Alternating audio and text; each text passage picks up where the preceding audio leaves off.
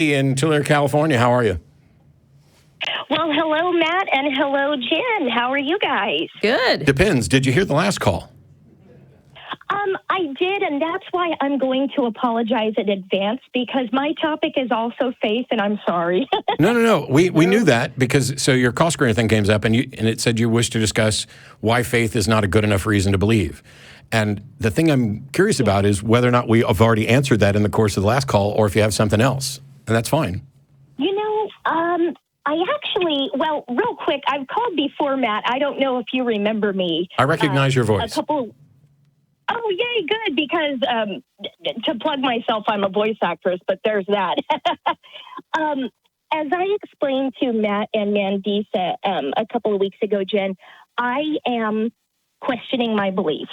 Okay. Well, last night, are you guys familiar with Joyce Meyer Ministries? Oh, yes. Unfortunately. Well, I think it would be so awesome if you could get her on this show. I'm just putting that out there. She's welcome to call like anybody else. Oh, well, awesome. Let's see. I had my note here because she mentioned a Bible verse that I wanted to run by you guys regarding faith to see what you think. Okay. And it is from Mark 10:15. I think she's using the King James Bible, but it says, "Whosoever shall not receive the kingdom of God as a little child, he shall not enter therein." And that kind of put the question in my head, okay, why isn't faith good enough? And mainly I was just wanting to have a conversation about it. I'm not here to prove it. Well, on faith real quickly, and then I'll let Jen address this other stuff too. Sure. Is there any position that you could not just say, I accept this on faith? I guess not. And so some of the things you're going to accept on faith could be true, and some of them could be false. Mm-hmm. Right. So wouldn't you need a method other than faith to figure out which of those beliefs are true and which ones are false? So if that's the case, then faith isn't a good way to figure out what's true or false, so it should never be considered a reasonable foundation for belief. Instead, whatever it is that demonstrates the truth of the belief would be the reasonable foundation, right? Mm-hmm. Right. Well, and see, this is where the conflict for me comes in, because what you're saying makes complete sense.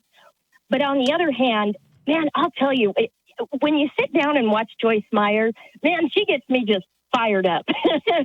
And I want to believe what she's saying is true. But it's not. Then I don't want to say that. Okay, so about this Mark 10:15. Mm-hmm. What is it that's kind of your interested sticking point there? Well, because to me, when it says basically those who aren't, this is going to sound bad, but you have to have an open childlike mind. So that's kind of just putting your trust and your faith. You know, like when you were a little kid and mom told you, hey, this is true, you know, you never questioned it. You just kind of rolled with it. Isn't this just like the most obvious admission in the Bible that belief in what it has to say is gullibility? I can see that, yeah. Yeah. I mean, it actually, so are you familiar with Proverbs 3 verses 5 and 6? I'm not, unfortunately. Okay, I'll read it to you. It says, "Trust in the Lord with all your heart and lean not on your own understanding. In all your ways submit to him and he will make your path straight." So think about that. Trust in the Lord with all your heart and lean not on your own understanding. That's an explicit command. Do not use your own understanding of things. This is where Jeff wanted to go in the last call. Yeah. Saying that we have faith in our own understanding. Yeah. But yeah. So here's the thing. If you were in school and you were teaching, would you ever tell your students to believe something just because you said so? No. Okay. Would scientists ever come out and say, this is the truth, just believe us?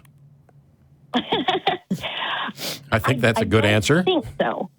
Yeah. So what types of things, if something is true and there's a reasonable foundation for believing it, why would you ever encourage someone to have a childlike belief or to believe not on their own understanding?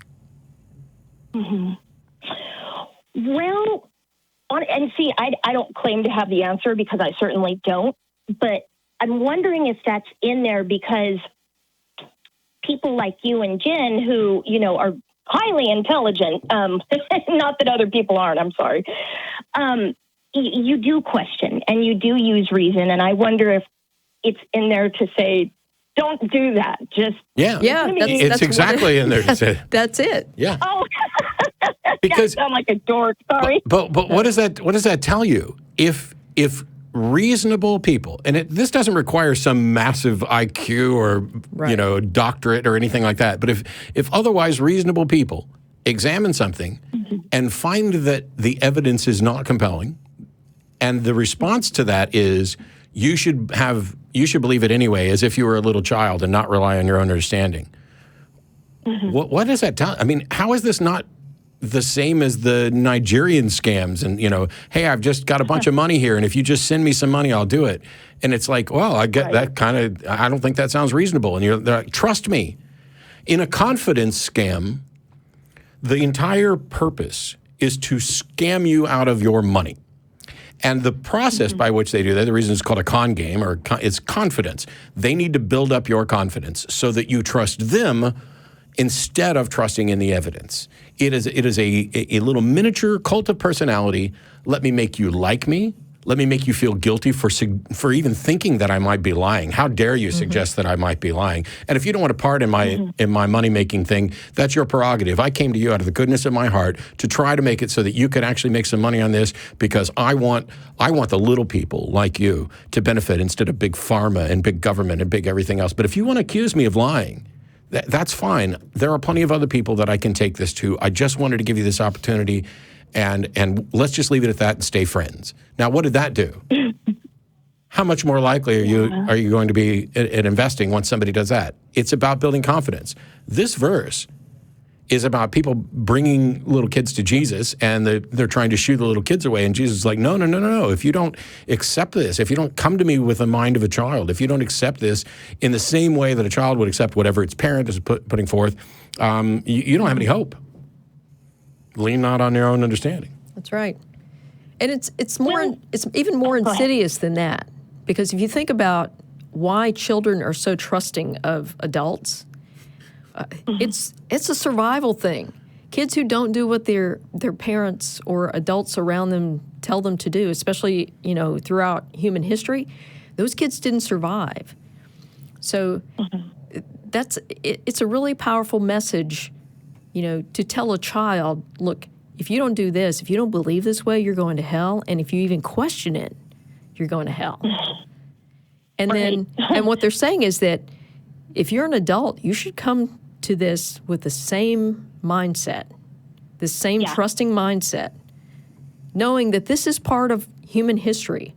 We're already primed to do this. We're primed to trust authority. And it took us a long time to start questioning authority. That's one of the best human achievements, by the way. But here's the thing that's going to make this way easier, Traci, I promise.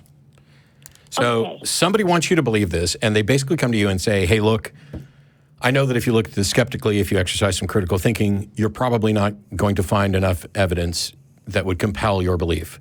But what you really need to do is trust and have faith. You need to have a mind like a child. You need to not lean on your own understanding because you're a flawed creature. You are a flawed creation.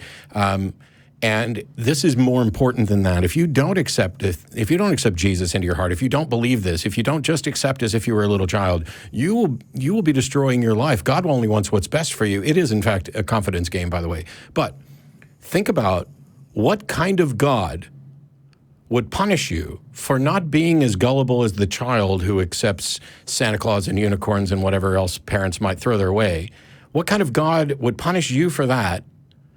It would punish you for exercising your brain, would punish you for relying on good methods for determining truth, would punish you for not reaching the right conclusion when he acknowledges that the rational evaluation of the evidence is not going to lead you to belief, but instead you must just believe as if you were a child.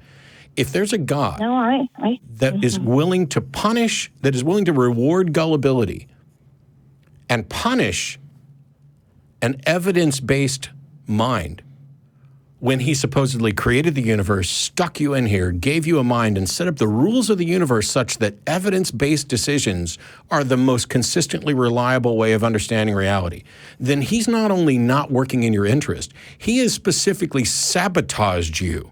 He has given you the brain and the methods by which to best understand reality, and then on the most important question that there could possibly be, he has specifically not given enough evidence and encouraged people to just say, hey, you just got to believe. You just got to be like a little child and believe. That God is not only an idiot, he is immoral. Because you would never do that. You would never do that to your kids. I would never do that to my kids. I would never say, hey, here's a list of things to do because I told you so. And if you don't do them, I'm going to torture you forever. And then actively work to make it look like the note that I left on the refrigerator was not from me. That's a dick. Oh, yeah, I hear you. Well, what do you guys say about people like, for instance, going back to Joyce Meyer, who, for all appearances, seems to be a really good, sweet lady. Why would she do that if she knows it's a lie? Why do people do that? She makes a ton of money doing that. And we're not saying she knows it's a lie. Okay, the options here, maybe she's just as gullible as a child. The options here are not somebody saying something knows that it's a lie. There's another option that they are sincerely wrong, that they have been misled in the way that I was misled, in the way that you were misled, in the way that the Bible encourages us to mislead people. Now, it could be that Joyce and others are knowingly spreading things that they don't believe to be true for profit, which she's made a fuck ton of money. Yeah. But it also could be the case. I hope that's not it. It also could be the case that she's sincerely misguided. Right. And my mom believes. Yeah. It's possible that she's sincerely misguided and she really, really likes all the money she's making. I wouldn't discount the fact that she likes all the money she's making. My mom believes this stuff. My mom probably agrees with Joyce on a great many things. My mom doesn't make any money at all from it. Doesn't mean my mom's lying. Exactly. Same with my grandma. She eats it up. They're just wrong. I would say that most theists are in that category. They're not actively lying, and they're just truly mistaken. They're not bad. And not just that, not just theists. When it comes to the self-professed psychic mediums, there are many of them who are almost certainly intentional charlatans lying. Yeah, I agree. But there are others that actually believe they can do what they claim they can do, and some of them, in the case of, it's not Joe Nickel. It's I've forgotten the name, but anyway. Sylvia Brown? No. She's a fraud. I'm convinced that's the case, but she could still believe it. The thing is, some of them start off as intentional frauds and then eventually convince themselves they can do what they can do. And as somebody who's done mentalism on stage for years, I can tell you that there are occasions where you just kind of take a wild-ass guess and play the audience and play the odds a little bit, and sometimes you get the most amazing hits.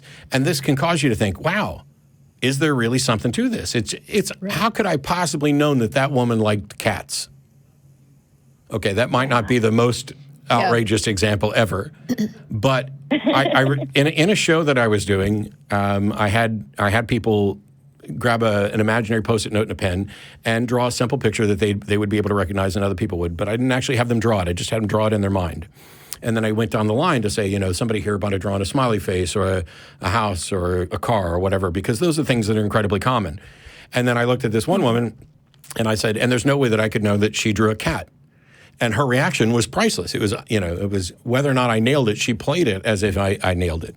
And it would have been very easy for me to go, gosh, I have 5 people up on stage. Yeah, maybe one of them drew a cat, but I picked the one person who actually, thought this. And but the whole show was about relying on intuition and the fact that we're really good at it, and that makes us bad at it, which is too long to get into right now in here. But it's really easy for somebody to become convinced that they can do what they're pretending to do.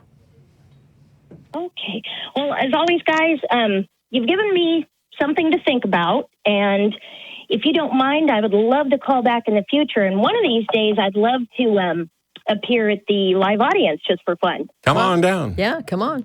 Yeah, fly out to California. Get out here from California. We're going to let you go. Thanks so much for calling again, Traci. Appreciate it. Bye. Thanks.